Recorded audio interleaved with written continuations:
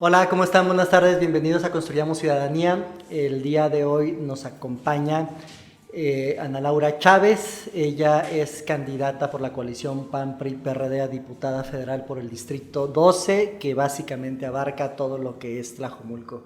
Hola, Ana Laura, ¿cómo estás? Hola Manuel, muchas gracias por la invitación y gracias pues a todo tu público en general por el espacio. Muchas gracias. Y como siempre últimamente, por favor no olviden suscribirse, ahí donde dice suscribir, píquenle y a la campanita para que les lleguen nuestros avisos en todas las redes sociales que estamos, ¿no? Ana Laura, pues un poquito de ver tu trayectoria, ¿no? ¿Quién es Ana Laura? Bueno, yo sí tengo el gusto de conocerte desde hace mucho. Sé que eres una mujer que le encanta la política, que estudia la política, que la enseña. Sé que eres académica, que tienes incluso doctorado, ¿no? O sea, por la parte de la preparación me queda claro que tienes muchas cartas que presentar, pero por favor platícanos de tu propia voz. ¿Cuál ha sido tu recorrido en este andar? Mi trayectoria, muchísimas gracias, mira. Bueno, sobre todo a tu público comentarle, yo soy candidata ciudadana. ¿Qué quiere decir? A mí me invitan la coalición en esta ocasión. Y esto surge por varias razones. La primera, pues como tú sabes, entra el tema de la paridad de género y muchas mujeres que anteriormente hemos trabajado en la administración pública y en la política, pero que no teníamos la posibilidad de tener un cargo, hay que decirlo como es, ¿no? O sea, éramos las que hacíamos la chamba, pero no nos elegían para participar. Y yo... pues efectivamente, debido a mi formación, yo soy licenciada en estudios políticos, hice mi maestría en gestión pública, hice mi doctorado en ciencias sociales y bueno, soy profesor investigador de la Universidad de Guadalajara en temas de sistema político y administración pública mexicana. ¿Esto qué ha sido? Pues que desde hace muchísimos años yo me incorporo en la política a trabajar en áreas técnicas, en diferentes lados técnicos del área municipal y del gobierno del estado y en el legislativo, y paulatinamente pues he tenido diversos cargos. El último que tuve fue ser la directora general de seguridad vial, donde ahí diseñamos el modelo de la nueva ley de movilidad y eso nos dio vida a crear el programa Salvando Vidas, que ese es como uno de mis hijitos. Cuando uno hace libros o proyectos de esa naturaleza, pues hay que presumirlos. Claro que hay que decir que es un esfuerzo común de muchas gentes, o sea, pero dirigirlo también tiene su complejidad y bueno, ahí encontramos el quiz de cómo hacer ese proyecto para que se quedara. He sido secretaria de Medio Ambiente en Guadalajara y bueno, he tenido muchos cargos como secretaria técnica, justo ese es el cargo que he tenido en la legislatura. Y fíjate que algo curioso, he trabajado con los 3 partidos políticos, PRI, PAN y PRD, y esto me ha permitido que me conozcan la mayoría y de personas al interior de los partidos políticos, pues literal, ¿quién es la que sabe hacer esta chamba? Pues Ana Laura, háblenle, y me invitaban, porque yo le apuesto mucho al tema de la profesionalización de la administración pública y de la política. Creo que México le urge entrar a ese camino porque esto es lo que hace la diferencia en términos de una administración pública efectiva, de políticas públicas eficientes, eficaces, que dan resultados y que generan institucionalidad a largo plazo sin que estemos reinventando el mundo cada 3 años o 6 años. Sí, la verdad es que es súper importante esa parte de que luego todo el mundo quiere inventar el hilo negro, ¿no? Que llegan y desaparecen las cosas que estuvieron funcionando, desaparecen las que necesitarían algún ligero ajuste. La verdad es que llegan y desbaratan el trabajo de sí, claro, tanto tiempo, ¿no? Precisamente todo lo que cuesta el diseño, la implementación, el acierto y el error. Claro, ¿no? Ese aprendizaje que se lleva, ¿no? Ese aprendizaje es tiempo, es dinero, es la verdad. Y son vidas, porque ya una cosa será el tema institucional y simbólico, como en el caso del Seguro Popular, que ese es uno de los mejores aciertos que ha tenido los gobiernos panistas. Pero, sin embargo, así como todos los gobiernos, aciertos y errores, sin embargo, el proceso de aprendizaje, de evaluación en el camino, de corrección en el camino que fue llevando durante 16 años, se fue a la basura. Claro. Pero, ojo, esto es parte parte precisamente por lo que la coalición acordó estar, y es una de mis propuestas, o sea, vamos a revivir el modelo de medicinas para todos y seguro popular, porque el seguro popular no solamente era un tema de dar servicios gratuitos en los hospitales públicos, sino que era un modelo de seguro, es decir, con una proyección econométrica actuarial para dar tener una bolsa financiera para la atención de las enfermedades, fuese donde fuese.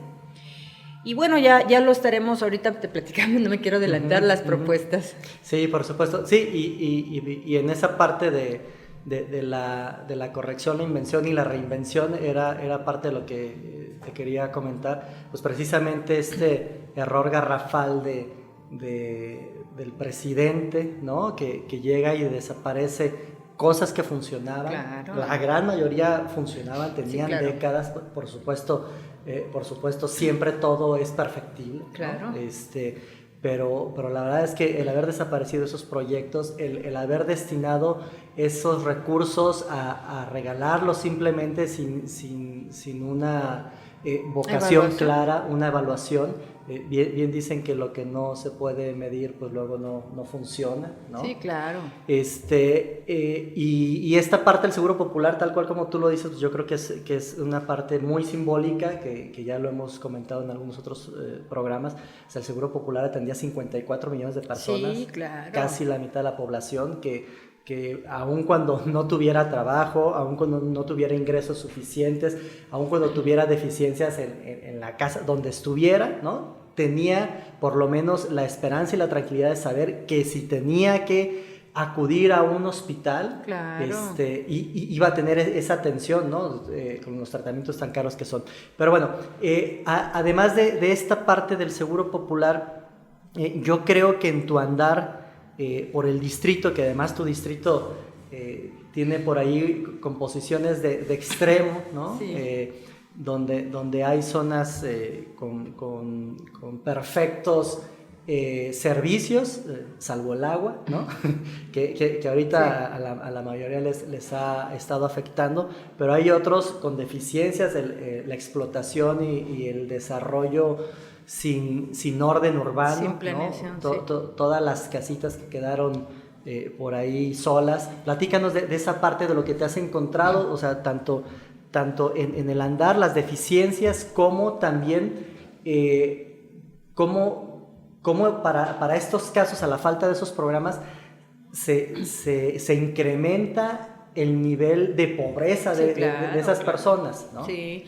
Bueno, mira, tú bien lo has dicho. El Distrito 2 aquí en Jalisco precisamente tiene una particularidad. Es justo la demarcación territorial del municipio de Tlajomulco. Esto, a diferencia de los otros distritos o municipios que comparten, algunos municipios, algunos distritos, varios municipios, no, este es uno solo. Y además es un distrito muy sui generis, porque tenemos todo, tenemos un segmento hasta de... aeropuerto tienen. Sí, está el aeropuerto, está el segmento, digamos, de alto poder adquisitivo, con alto nivel de calidad de vida, pero tenemos el otro extremo, o sea, cuando te digo el otro extremo es pobreza extrema, alimentaria, pobreza patrimonial, gente que no tiene, cuando digo ni para comer, es ni para comer, y a eso agrégale la falta de servicios, o sea, ojalá y tú dijeras, tengo el techo, pero sale agua o algo, no, el problema es que ni agua tienes, no tienes seguridad, no tienes posibilidad de generar un modelo de, bueno, voy y trabajo y regreso porque no hay vialidades o las que hay son deficientes, no hay transporte público y la que hay es deficiente, lo que genera una serie de condiciones que incrementa de manera exponencial y a una velocidad rapidísima la vulnerabilidad de las personas y la pobreza. Entonces, ¿qué es lo que sucede? Efectivamente, tú bien lo dices. Tlajomulco, los gobiernos de MC durante muchísimos años, los últimos 12, han permitido un crecimiento sin planeación de desarrollo urbano, ni si ya no digo urbano, o sea, humano siquiera, ¿no? Porque era un territorio histórico que se dedicaba al tema rural y, bueno, sigue siendo, porque Tlajomulco 46% es urbano y 54% es rural. Pero antes era pues eminentemente rural, prácticamente todo, y lo que se pasó, lo que autorizaron los últimos gobiernos de MC fue ir haciendo los cambios de uso de suelo de manera dispersa, supongo en ejidos o en pequeñas propiedades, y ahí se generaron los fraccionamientos. El problema es que dentro de los fraccionamientos, no se pensó un modelo de planeación urbana que ayudara a generar escuelas secundarias, servicios médicos, caminos, transporte, sino que se fueron dando. Conforme se fueron juntando, pues se crearon manchas urbanas un poco más, digamos, con posibilidad de generar servicios. Pero, sin embargo, la realidad es que la mayor parte de los tlajomulquenses viven en condiciones muy complejas, porque además de que no tienen los servicios, el agua es uno de los primeros. ¿Y esto por qué? Porque Tlajomulco depende de aguas profundas y muy poco superficial, o sea, tienen que cavar el pozo. Y el problema es que Tlajomulco lo dividen dos, está el acuífero de Toluquilla y el acuífero de Villa Corona, dentro de la cuenca del río Santiago, y un acuífero está absolutamente en veda, no tiene suficiencia, y el otro todavía tiene, que es de la parte pegada a la primavera, todavía tiene suficiencia, pero ya no tanta. Entonces ahí tú no puedes generar y permisos para la construcción de la alta densidad, porque pues no le vas a dar disponibilidad de agua a la gente. Sumado a todos los serie y cadena de errores, porque hay que decirlo, son errores de implementación, de diseño, de planeación. ¿Qué es lo que tenemos hoy en día en Tlajomulco? Pues haz de cuenta el mismo problema que nosotros vemos en las favelas brasileñas, ¿no? El problema es que acá está disperso el territorio y en las favelas brasileñas lo vemos concentrado. ¿Qué sucede en esta dispersión?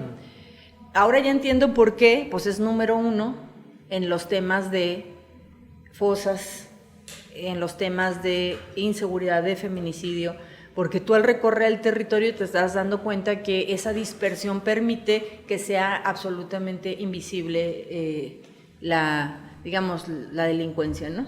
Entonces ahí atacar la delincuencia y bajar los índices de inseguridad, se me trabó la lengua, tiene que ser con una política integral y transversal, donde tienes que atacar muchas cosas, y es cuando ya yo entro con ciertas propuestas. Ok. Parte de esas deficiencias que has encontrado, ¿qué es lo que la gente directamente te reclama? Aquí nos falta, sí. ¿Qué les falta? Hay, o sea... ¿Y en dónde? Porque evidentemente no es lo mismo en el Tajo, ¿no? Sí, no. Santa Fe, no, claro. No sé cómo se llama más para allá adentro, ¿no? Es Chulavista, Santa Fe. Bueno, hay que tomar en cuenta otra cosa, es que además Tlajomulco tiene una ruta de pueblos hermosos, que ese era el Tlajomulco histórico, Cajititlán, San Juan Evangelista, San Lucas Evangelista, bueno, todos estos pueblitos, San Agustín, que te permiten una ruta turística, y además incluso es la ruta, ¿cómo se llama? Se me fue es una ruta religiosa, pues, ¿no? Que también tiene este camino. Y que tiene ese potencial, tiene mucho potencial Tlajomulco. La gente, tú llegas y hace una catarsis, o sea, ya no creo en los políticos, todos nos dicen lo mismo, tenemos tantos años que nos han venido a decir... ¿En qué les han quedado mal? ¿Qué les han prometido que no les han cumplido? Pues todo, o sea, esencialmente el agua es el primer problema, ese es el número uno, y la seguridad es el segundo.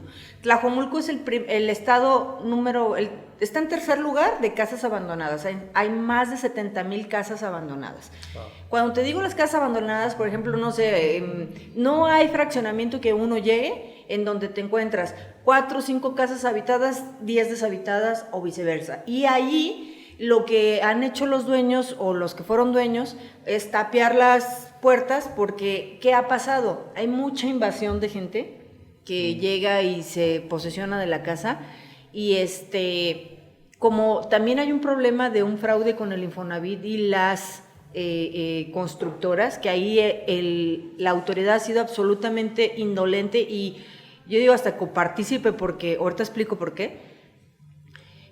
Pues hay un conflicto tremendo Y bueno, en ese abandono, sin alumbrado público, sin agua, sin servicios, sin caminos, sin transporte público, ¿qué es lo que sucede? Que la delincuencia empieza a tomar territorio. Entonces la gente ya no usa lo que era el parque hace muchos, porque está absolutamente todo descuidado, o la cancha de fútbol, porque está oscuro, o de hecho no hay cancha, o sea, está el espacio que alguna vez fue una cancha, ahorita ya es un terregal, ¿no? Y no lo usa, hay fraccionamientos en donde ni siquiera salen los niños a jugar, o sea, te estoy diciendo que es un riesgo siquiera que salgan afuera de su casa, viven como secuestrados adentro, y llega un momento en donde la gente está en estado de desesperación, muy frustrada, muy enojada, con justa razón. La verdad es que yo no tengo ni la más mínima palabra para decir, no, es que ese reclamo es injusto, es que todos son injusticia porque han abusado de ellos, dejaron un problema y han hecho, o sea, MC te vende en la zona metropolitana que hizo las cosas muy bien. Yo los invito el día que quieran a cualquiera de los candidatos, inclusive al gobernador, que me acompañen un día a mi recorrido al Tlajomulco que yo veo, y ahí se van a dar cuenta, porque seguro van a decir, nunca me avisaron los directores, ¿verdad? Que no lo recorrieron. La gente está muy decepcionada, muy enojada, pero ¿sabes qué? Déjame decirte que a pesar de esa situación, tú le ves a la gente y eso se me ha hecho bien extraordinario, no te está pidiendo, no se siente la víctima ni te está pidiendo sálvame de manera quiero salir adelante, o sea, dígame cómo, ayúdeme, ábrela aquí, ponga la escuela aquí para dejar a mis hijos y la estancia infantil, irme a trabajar, y eso dices, claro que lo tienes que hacer, o sea, se los debes de proporcionar, no te está pidiendo, no quiero limosna, quiero oportunidad de salir adelante.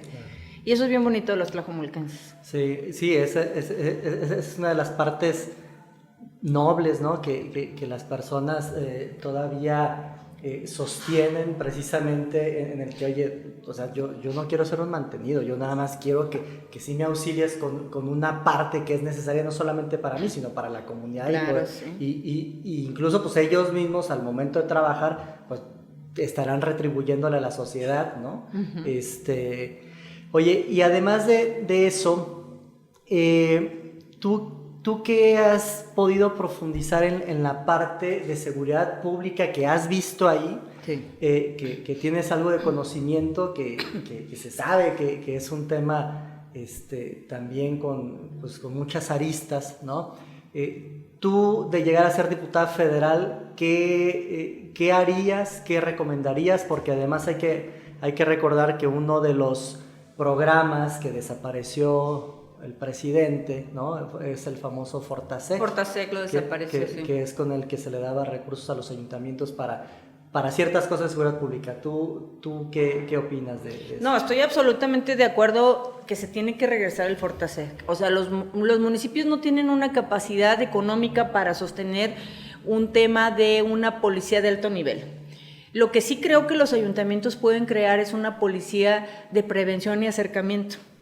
Y yo creo que esas son las dos partes que tenemos que hacer, porque Fortasec evidentemente era un fondo dirigido tanto a municipios también como Estado para que se hiciera un fortalecimiento de la seguridad en dos vertientes, capacitación, equipamiento y todo el tema táctico, pero aparte el esquema preventivo. Que creo que eso a las policías municipales, si las convertimos en el policía cercano que ayude y que eduque, creo que va a ser mucho más efectivo la parte preventiva y que le dejemos a los especialistas tácticos ir haciendo retroceder territorio a la mafia. Entonces, ¿qué específicamente yo quiero proponer para Tlajomulco? Yo estoy cierta que la situación está tan mal a nivel general en el país que sin duda debe haber una respuesta táctica fuerte en materia de intervención, pero no nada más eso, es ir haciendo retroceder del territorio a la delincuencia e ir ganando territorio la ciudadanía. Y para ello tienes también que invertirle en no nada más Fortasec, sino Fortamun, que era el de fortalecimiento municipal, y todos los fondos de fortalecimiento municipal para ir recuperando parques, escuelas de arte, escuelas de fútbol, alumbrado público, pavimento, ir generando esta parte de recuperación del espacio urbano para que la ciudadanía retome de nuevo su espacio, y no se lo ceda. Pero para ello tienes que generar un modelo de participación ciudadana, que la gente esté activamente cuidando su territorio a favor. Y esto va a requerir mucho recurso. Entonces, evidentemente, pues esta es la parte. A mí me gusta entrarle al tema de la seguridad en el tema de la prevención, porque yo creo que ahí es la base. Ahora, otra de las cosas que creo es súper importante es que urgen las estancias infantiles. Yo, en mi andar... 10,000 estancias que quitaron. Sí, 10,000. Mira, en mi andar, no voy a decir nombres de colonias, porque evidentemente por tantas que he visitado, pero yo me encuentro, o sea, nada más hoy, 5 casas con niños solos. O sea, y tus papis no se fueron a trabajar. Sí, y los niñitos no tienen dónde quedarse. Ahora, por el tema de la escuela online o lo que tú quieras, si es que tienen, porque muchos ni siquiera tienen acceso, pero el tema es el riesgo que corren estando solos, ¿no? Otro, que no tienen esta formación académica, integral de valores, de deporte, de todo. Y una estancia le puede ayudar mucho, o escuelas de tiempo completo. Entonces, una de las cosas que así, te lo juro, Manuel, tú me conoces, yo conozco mucho el procedimiento de proyectos presupuestales, me voy a ir como fiera a recuperar las estancias infantiles. Y otra de las cosas que más te reclama la gente, y que por cierto también es parte de lo que la coalición va a trabajar mucho, es recuperar el seguro popular, las medicinas para todos. Mucha de gente dice, no, es que no se va a poder recuperar el seguro porque si el presidente no quiere, no se va a poder hacer. Pues ya veremos, dijo el ciego, ¿verdad? Porque vamos a generar todo un modelo administrativo con todas las herramientas legales que existen, desde la Constitución y todos los esquemas de procedimiento para que se pueda revivir. Bueno, y en esa parte de que si el presidente no quiere, no se hace, la verdad es que es todo lo contrario, pero hay mucha ignorancia en esa parte, porque a final de cuentas, si todos estos programas desaparecieron es por la aprobación de los diputados federales. Sí, claro. No porque el presidente tenga esa facultad, no está dentro de las facultades del presidente el que se aprueben, ¿no?, las partidas, el que se aprueben los recursos, el que se asignen los recursos, el que se creen, todo eso es porque el Congreso, exacto, la Cámara de Diputados son quienes los aprueban, ¿no? Y ahí sí, la verdad es que sí hay mucho que reclamarles a los actuales, pero por ignorancia, pero también sabiendo que el líder de la camarilla es el presidente y que todos los diputados de su partido y sus partidos satélites hacen lo que él les dice, pues es por eso, por lo que se le reclama a él, pero en realidad hoy es la oportunidad de reclamarle a todos esos que aprobaron la desaparición de todas estas instituciones y que dejaron a estos niños sin estancias, sin seguro popular, sin apoyo, sin apoyo para investigación, para maestrías, para doctorados, que esa parte ciencia también. y tecnología, las becas de los estudiantes. Mira, yo soy profesor y muchísimos alumnos míos de licenciatura necesitan su beca, porque es la Universidad de Guadalajara, pues no tengo alumnos que puedan pagar una escuela privada. Y esa beca, ¿qué les ayuda? Para su transporte, para su alimentación todo el día en el centro universitario, su material, pues desde que copias, y lo que ya intentamos hacer todos los maestros es darle digitales los libros, pues para que no compren de los que hay acceso en la biblioteca, pero hay veces que se requieren, ¿no? Y eso les permite poder dedicar gran parte de su día en el estudio y en el centro, pero no todos pueden, otros tienen que aportar a sus casas, porque sus papás no les ajusta para la comida o el internet o cosas así. Claro. Entonces, la supuesta beca Benito Juárez, que él dice que es para estudiantes, que no se las está dando a los estudiantes, es de manera clientelar, quien sabe que lo va a capturar con el voto.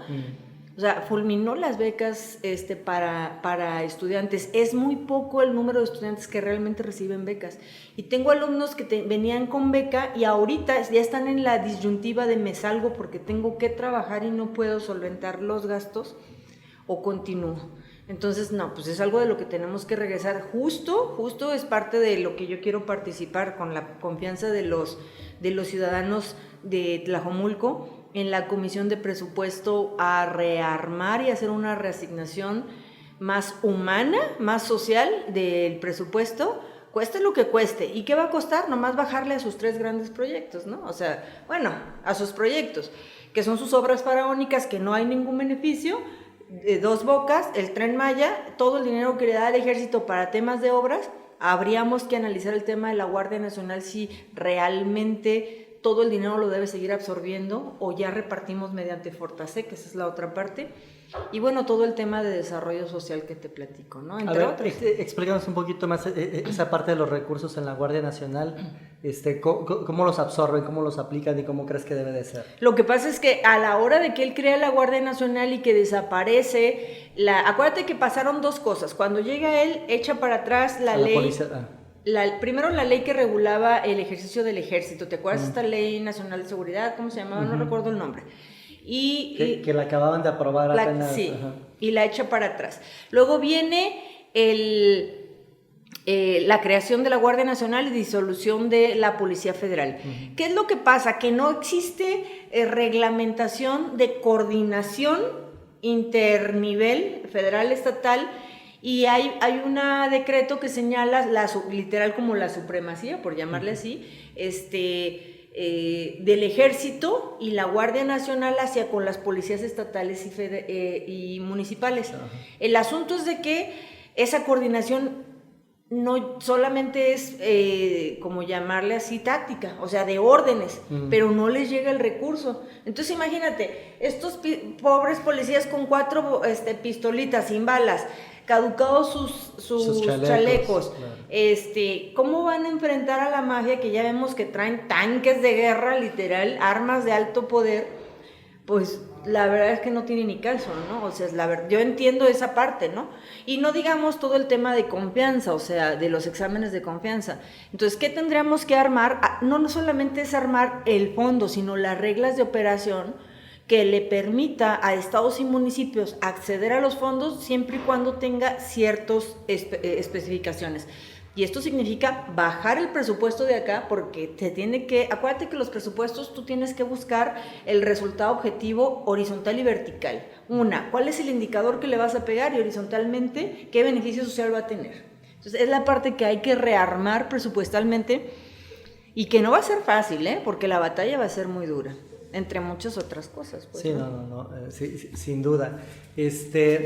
Oye, Ana Laura, y de tus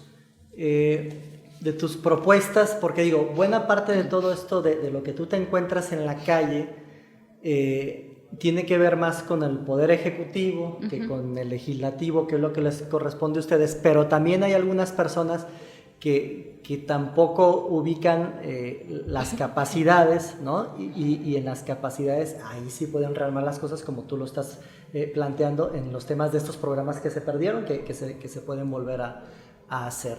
En esta parte, en las propuestas, ¿qué es lo que tú le llevas a la gente que le va a beneficiar directamente en su metro cuadrado? Porque son los que tienen todas esas deficiencias, ¿no? En las partes donde no hay servicios, pero pues también tienes una parte donde sí tienen servicios y tienen todo lo que se requiere, claro. pero que también su nivel de necesidades es otro. Es otro, sí. Bueno, hay que decir algo. La coalición, esta es la primera vez que se reúnen en la historia de México. Y esto es por varias razones. Por un lado es cuidar la democracia mexicana, porque lo tenemos que decir, está en riesgo. Hay una firme intención del presidente de extender su periodo o de crear una reforma constitucional que le permita extenderse en el periodo, y eso no lo vamos a permitir. Además es un presidente que está absolutamente burlándose de la Constitución y de la legalidad, y lo tenemos que volver a meter al redil, porque no sabe el daño generacional que está haciendo al violentar las instituciones como lo está haciendo. O sí sabe, pero pues se hace, ¿verdad? Entonces, por un lado. Pero por otro, la coalición tiene 10 puntos específicos. ¿Cuál fue el acuerdo primario de la coalición? México está en riesgo, estamos en una crisis de salud, crisis económica, crisis de seguridad, necesitamos intervenir. Entonces, dejemos las agendas personales, o sea, ideológicas de cada partido ahorita a un lado, ya después la retomamos, y ahorita dirijámonos a recuperar el país y a salvarlo, porque después va a ser demasiado tarde. Y ahí hay 10 puntos específicos. El primero tiene que ver con la defensa a ultranza de la democracia y la legalidad. Ahí hay varias reformas, entre ellas tiene que ver con una segunda vuelta electoral. Sí, muy necesaria. Muy necesaria. Ya hacer una reforma y análisis del sistema de partidos, tenemos que decirlo. El modelo de partidos mexicano, no encuentro una palabra... discúlpenme la expresión, pero ya se hace de manera como prostitución política. ¿Por qué? Porque el financiamiento, en vez de utilizarse para beneficio de la cultura política y cívica y formación de cuadros, se utiliza para enriquecimiento de grupos partidistas, y esto no debe de ser así. O confirman su convicción ideológica y acción programática y trabajan para ello, o partido que no tenga más que un uso pragmático de la política para ganar, de eso habría que acreditarse, pero es algo que hay que discutir. El modelo de partidos mexicanos no satisface a los mexicanos, estamos creando un multipartidismo exacerbado que genera falta de legitimidad a la hora de recoger el voto y de llegar a las votaciones sin legitimidad, ¿no? Esa es una. Otro, un blindaje a la Constitución. Necesitamos hacer un blindaje extra a la Constitución para que si nos vuelve a llegar de pura casualidad otro populista, haya blindaje a las instituciones que le dan vida a la democracia y la refuerzan a la democracia, ¿no? Habría que ver si es cómo proteger a los organismos autónomos, pero además si se crea una o dos cláusulas más para evitar que sea fácil cambiar la Constitución, ¿no? Luego viene... Bueno, que ahorita tampoco es sencillo. No. El problema son los equilibrios del poder. Cuando alguien tiene absolutamente todo, pues entonces es digo, como en el caso de ahorita, que tiene mayoría en la Cámara de Diputados, tiene mayoría en la Cámara de Senadores. En la de Senadores no la tenía, pero pues compró 2 o 3 senadores extras para lograr esa mayoría que no tenía. Claro. Y también viene la parte del constituyente permanente, que son los congresos de los estados, donde se puede frenar la voluntad, claro, de legislador federal, ¿no? Pero sí, evidentemente hay que poner en la mayor cantidad de candados y cuidados. Sí. Bueno, ¿y el tercer punto? No, es vinculante entre los dos, ¿no? O sea, tiene que ver esto, el tema de la sobrerepresentación, ¿no? O sea, pero y bueno, ya hemos visto que el INE está actuando bien en este caso y todo, pero me parece que la cláusula de gobernabilidad hay que analizarla a profundidad. No creo que sea el modelo idóneo de gobernabilidad, y bueno, es parte de lo que se va a tener que discutir en la Cámara. Viene otra propuesta que es el rescate urgente de la economía. Tiene que ver con lo que hablábamos de rehacer todos los programas sociales, pero no nomás eso, también detonar la economía a partir del circulante. También crear el campo, está absolutamente abandonado, ahí sí. Y que es otra de las áreas que le quitaron 70% de los apoyos, ¿no? Sí, y el tema también de medio ambiente y ecología vinculado en el campo, ¿no? Bueno, ahí son, porque hay una política específica de medio ambiente, energía y sustentabilidad, esa es una, pero en el tema del campo y la recuperación económica va a tener que ser, además de revivir los apoyos, es generar en estados y municipios detonante de la economía a través del circulante y bajar. O sea, no podemos seguir en esta idea. Evidentemente tendremos que hablar del tema de las compras gubernamentales, es algo que ya no podemos seguir aplazando, y se tiene que trabajar. ¿Por qué? Bueno, porque tú sabes que ese es el talón de Aquiles. Ahí está el nido de la corrupción. No nada más es la corrupción del tema de que le doy el dinero a la policía o algo, sino que el talón de Aquiles tiene que ver con el tema de las compras gubernamentales. Hay unas propuestas muy interesantes de organismos ciudadanos, de investigadores, como crear una entidad autónoma de compras, porque ya vemos que UNOPS tampoco funciona cuando tu administración no funciona en ese tema, ¿no? Pero evidentemente se va a dar en el diálogo. Te lo pregunto para que la gente que no conoce los procesos de compra o de licitación o de asignación o de invitación, se los puedas clarificar un poquito, sí, ¿no? Bueno, mira, es que las compras gubernamentales hoy en día generan ¿qué problemas? El primero es que se asigna por la vía de concursos disfrazados a ciertos proveedores. no hay digamos, verdadera competencia como puede ser un modelo libre de competencia al mejor, ¿no? Y luego ahí, esto ha generado en segunda instancia lo que conocemos como el crony capital o el capitalismo de cuate, de que nada más a unos cuantos les llega todo. Y esto genera que se creen monopolios artificiales, como lo que hemos visto, pero también genera que no haya una derrama económica a partir de la intervención del Estado en más segmentos.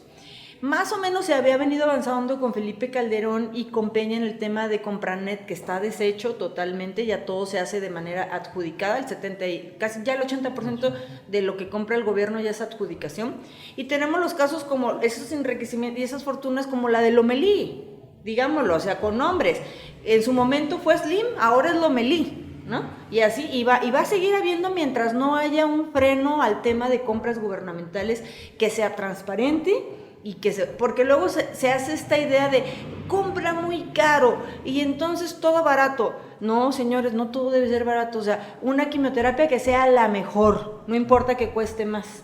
Claro. Y si esa no... Sí, porque al final vas a tener que ponerle al niño 2 o 3 en lugar de una. O lo matas en la primera, ¿no? Claro, digo... No, o sea, ahí sí ni punto de comparación, ¿no? Entonces hay cosas que no tienen que tener ese tema que se hizo, fue una reforma anterior de no gastar tanto porque el Estado gasta. No, el Estado gasta para que se detone y reactive la economía y es parte de lo que hay que hacer. Entonces, ¿qué es lo que sucede? Pues ya sabemos que en las compras, oye, se lo doy a mis amigos porque ya sabemos que el regreso es una parte proporcional y esas riquezas que no nos explican, no tienen concordancia. Pero también tenemos que hablar al mismo tiempo del tema de compras gubernamentales, de darle vida al sistema anticorrupción, porque está en 0 pesos. El modelo, está calificado de los mejores a nivel mundial. Pues sí, pero ¿qué sirve letra muerta? Claro. Entonces, es parte de lo que hay que venir trabajando. Bueno, vienen muchas propuestas y entre ellas nosotros tenemos cabida los candidatos a diputados, aunque hay una agenda que de esta coalición no nomás es electoral, va a ser una coalición legislativa, esa es la intención. Una agenda en donde vamos a poder entrar de acuerdo a los perfiles de cada uno, ir apoyando y detonando que se concreten y bajar y dar cumplimiento. Qué mejor que en el diálogo que se dé, pues, y en el debate necesario, se logre mejorar y perfeccionen los programas y proyectos, pero bueno, pues estas son parte de lo que hay que hacer. Uno de los es inmediata recuperación de la seguridad, lo que hablábamos hace ratito, y bueno, hay varios y entre ellos pues yo quiero aprovechar en esta agenda general, detonar estancias infantiles, escuelas de tiempo completo, poner el centro universitario en Tlajomulco. Esta idea de que Tlajomulco, tierra libre de Raúl Padilla, dejó a los tlajomulquenses sin la oportunidad de tener un centro universitario desde hace muchísimos años, y los pobres jóvenes se levantan a las 3 para tomar el camión entre 4 y 4 y media y poder llegar a las 7 a su clase. Y eso no es vida, no es vida.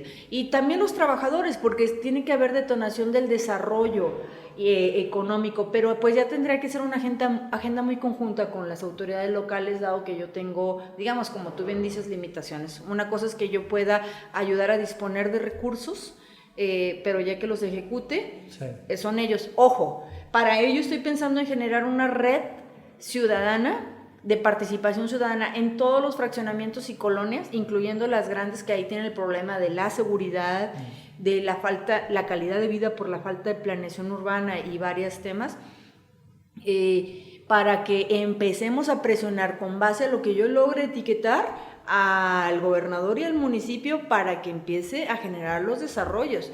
Tlajomulco requiere, por ejemplo, tú sabes que desapareció el fondo metropolitano, y requiere avenidas transversales, pero le urge, y la parte, esto me lo han comentado muchísimo en la zona del corredor López Mateos, necesitan hacer un plan de desarrollo que no se vea Tlajomulco como una reserva territorial de la zona urbana, porque si no nos vamos a hacer como pasó en el DF, ¿no? Que se juntó la Ciudad de México con el Estado de México y con Morelos y ya no. Entonces, ¿por qué? Porque hay dos cosas. Hay un activo muy importante que nosotros tenemos en nuestra área metropolitana, que es la Primavera y la Barranca. Y alrededor había un tema en el pasado, cuando no había humanos aquí, había un cinturón verde que permite justo el clima de humedad y que este clima de primavera de Guadalajara eterno tiene que ver por las condiciones geográficas. Y esto tiene que ver con un proyecto de sustentabilidad. Y bueno, pues es parte de lo que hay que venir trabajando, pero esto solamente lo vamos a... ¿De qué consta ese proyecto de sustentabilidad? Hay un proyecto muy interesante que se trabaja, está en proyecto, en el Instituto Metropolitano, algo se llama, que habla sobre volver a hacer este cinturón verde, ya no literal generar áreas de protección a partir de este cinturón verde y no verlo como reserva urbana. Esto requiere lo que se llama cultura del agua y cultura del medio ambiente. Que sea una reserva natural, pero no para terrenos, para casas y fraccionamientos. Sí. Claro. ¿Por qué? Porque esto, si nosotros no empezamos con cultura del medio ambiente y cultura del agua a valorar los servicios ambientales que nuestro entorno natural nos da, pues no lo vamos a acabar. El Valle de Tlajomulco es de los más contaminados. Pero sin embargo, sí tiene áreas para poder generar pegado al aeropuerto, el mercado de abastos, hasta un puerto puerto seco. De seco, ¿verdad? Y que ahí generaría mucho desarrollo. Claro. Pero ya no puede seguir disperso. Por eso es que yo quiero trabajar esta red de participación ciudadana para presionar un poco el tema de la planeación y poder yo redirigir los proyectos, etiquetarlos, trabajarlos, irme a trabajar literal la gestora de los proyectos de ellos, ¿no? A irlos a trabajar a México y hacerlos tangibles, pero se necesita que la autoridad se ponga las pilas municipal y local de una trabajando y otra haciendo su parte de planeación. Claro. ¿No? Oye, Ana Laura, hace unas semanas por ahí me tocó ver una declaración que decía que te nombrabas o te declarabas como la candidata anti-AMLO o la diputada anti-AMLO. A ver, platícanos esa parte. Sí, yo, aunque no lo crean, yo me tocó trabajar con él en el 2006. Y ahí yo, desde ese momento, dije, no. Hay dos razones por las que me declaro anti-AMLO. La primera es que estoy absolutamente en contra del proyecto del socialismo del siglo XXI. Me parece que no es el proyecto que México necesita para crear desarrollo y para dejar establecidas y sentadas las bases de un futuro mejor para los mexicanos. Pero segundo, porque es una persona tremendamente autoritaria y manipuladora y además miente. Y pues digo, a mí antes no me lo creían, y cantidad de amigos que perdí y de familiares, ¿no? Que ya me dejaron de hablar, a hoy ya lo están comprobando. Pero sobre todo porque no puedo creer que esté haciendo algo que no lo concibo. ¿Qué es? A ver, hay un fenómeno que se llama la banalidad del mal. Y la última vez que lo vimos pasó en la Segunda Guerra Mundial y en los exterminios y en los genocidios. ¿Y de qué consta? Enajenar y fanatizar tanto a la gente y a los burócratas que son capaces de moverse para acallar cualquier otra opinión y permitir que el mal gane. Por ejemplo, el que se estén muriendo los niños con cáncer y las personas con cáncer porque no tienen medicinas. Y haya gente que todavía lo justifique, pues se muere, todo el mundo se muere. Eso es banalizar el mal. Y una persona que lo promueve va a tener absolutamente, en términos de argumentación, todo mi posición en contra. Y por eso soy. No es porque yo sea así, que quiero ser que me vean. No podemos permitir banalizar el mal. ¿Qué pasó en la Alemania hitleriana? Todo era a partir de el Estado soy yo. El legislativo, el judicial terminaron sirviéndole al Tercer Reich. Después, sindicatos, asociaciones civiles, empresariales, hasta el deporte, todo tenía que ensalzarse en medio de su modelo del Partido Nacionalista. Digo, pues para que vean que cualquier similitud. Claro. Y después generó ejércitos dispuestos a exterminar gente. Y empezaron con los que pensaban en contra, con los que creían que no eran socialmente aceptables como personas homosexuales y tenían alguna enfermedad o deformación física hasta que terminaron en eso. Entonces, por eso soy anti-AMLO. Y fíjate que en esa parte yo lo he comentado también algunas veces, no he hecho mucho énfasis porque no quiero traer teorías catastróficas, sin embargo, la verdad es que sí hay muchas similitudes de actos, de discursos, de los procesos en los que han hecho reformas, ¿no? Por ahí me han tocado usando el servicio de transporte en el Uber, varios venezolanos que están aquí y ellos desde hace más de un año me decían, mira, todo lo que este señor está haciendo, dice, Hugo Chávez lo hizo. La diferencia es que Hugo Chávez se tardó años para poder implementarlo. Este señor en meses ha hecho muchas de las cosas que se hicieron allá. El tema de la Guardia Nacional a mí primordialmente me preocupa, porque tenemos 2 ejércitos. Sí. ¿No? La Guardia Nacional tiene las mismas capacidades que el ejército, que la marina, claro. Las mismas, ¿no? O sea, tienen el mismo nivel de preparación. Nada más que... supuestamente está al mando del ejército. Supuestamente está al mando y un ejército maiciado, perdido. Allá es la otra parte, ¿no? Otra de las cosas que se ha visto en estos países como Venezuela y Cuba, por supuesto, es que el ejército está metido en todo y el ejército no tiene por qué estar en todo, solamente es la custodia de la soberanía contra, ¿no? Contra algún invasor o pero nada que ver con lo que están haciendo en este momento, que además el presidente dijo que una vez que él ganara en 6 meses iba a regresar al ejército a su casa y pues por supuesto no está. Pero esta parte que estén ahora en puertos, en aduanas, en seguridad, claro, de constructores, o sea, es un tema que a mí particularmente me preocupa, ¿no? Pues es que una dictadura, en términos de cuando deshaces todo el aparato institucional y legal, la única que lo puede quitar es un ejército. ¿Y un ejército comprado? Ojo. Y ahorita les quiero decir algo con el tema de por qué votar por esta coalición. Ok. Y en esa parte, para entrarle, a ver,